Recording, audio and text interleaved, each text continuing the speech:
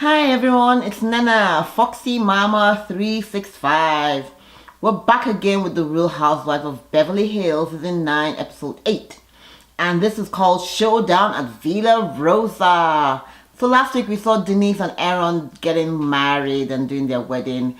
They were like an hour and a half late. They kept everybody so hot and outside. There wasn't even a shade. And Dennise really didn't care. But she looked really pretty. She had this beautiful, her wedding gown was beautiful. I thought it was lovely. It wasn't a gown, it was actually a pair of shorts, I think it was. But, you know, it was really nice. And then she had a little skirt around it. Her daughters were there. Aaron looked handsome. Except the fact that everybody else was roasting outside while they waited for her to get married. So, pretty much that's all that happened last week.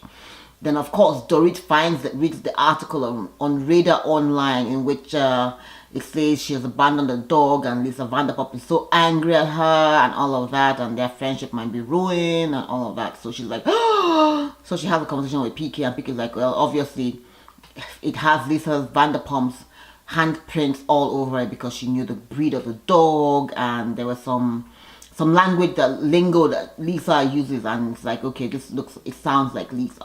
Anyway, right on into today's episode. So we see Dennise and Aaron, they're opening their wedding gifts and they're very excited and they're very happy. Their family is like united. The daughters are happy that they have a father figure in their life, and Aaron seems to fit in with the family. So that's kind of good. Vanderpump Dogs. Lisa is going to be featured in Puppy World, which comes right before Super Bowl. And so Lisa is very excited about that. Her dog, I think her dog's name is Violet, is going to be featured as Jiggy because Jiggy's ill. So she's giving an interview and she's talking about it, and it's a very special occasion for her. Now Lisa also talks about walking with Congressman Alfie Hastings. And he's 82. He looks amazing for 82. Anyway, so they are working together to try to pass a bill in the house which kind of bans people from eating dogs and cat food, and also like talking about trying to get other countries to also commit to, you know, not doing all of that. You know, dog food shouldn't be eaten. Now I remember growing up, I remember coming home once. We had these neighbors that had this dogs, and they were like, you know, like pets, right? And we would pet them, and you know, I don't remember their names though, but I remember coming home once and discovering that the dogs had been killed to be eaten. Oh, I must have been like 12, 13, but I understood what was going on.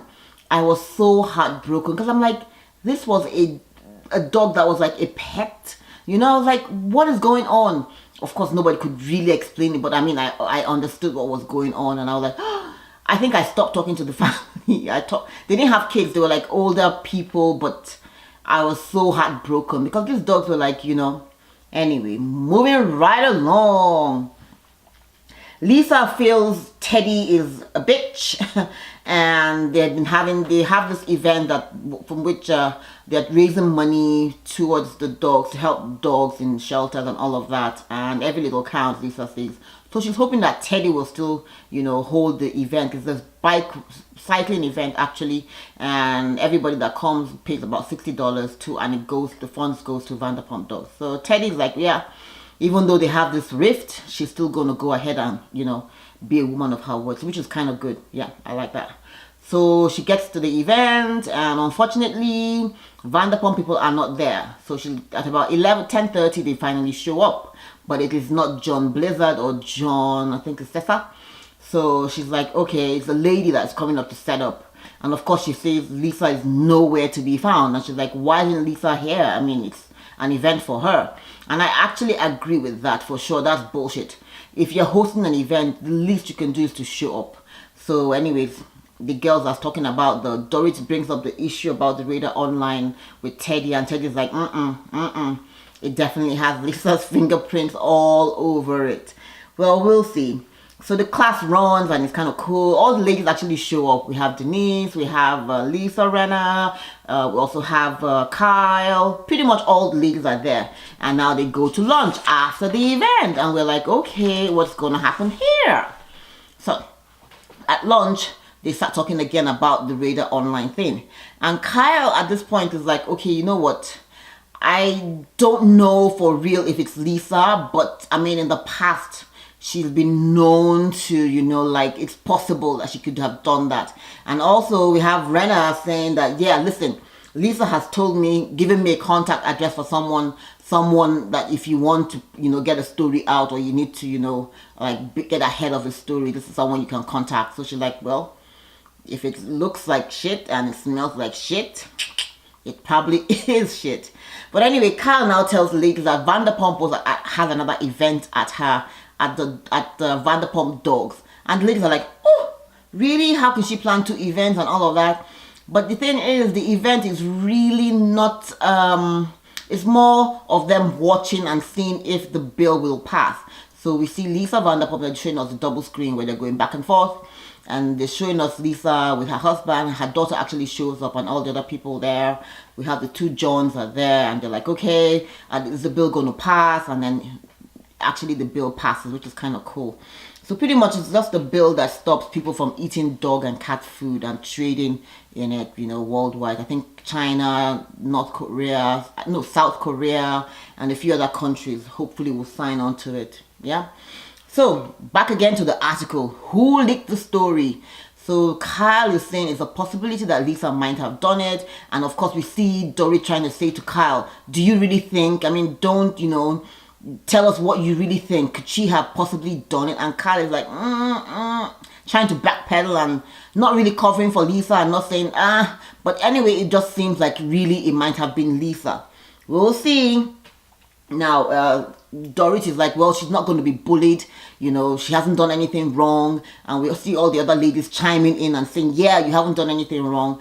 But I think what is more hurtful is the fact that Dorit is now being attacked by animal lovers, you know, and people can be really, really mean out there, you know, because they had comments like, someone should return Dorit to a shelter. Oh, really? And they're like, oh, if your kids did something wrong, are you going to return them back or throw them in the shelter? People can be really mean out there. So that's what, so Dorit is like kind of scared for her kids that possibly, you know, her kids might be attacked or something, you know, if they go to the park. She's like scared and she's in tears.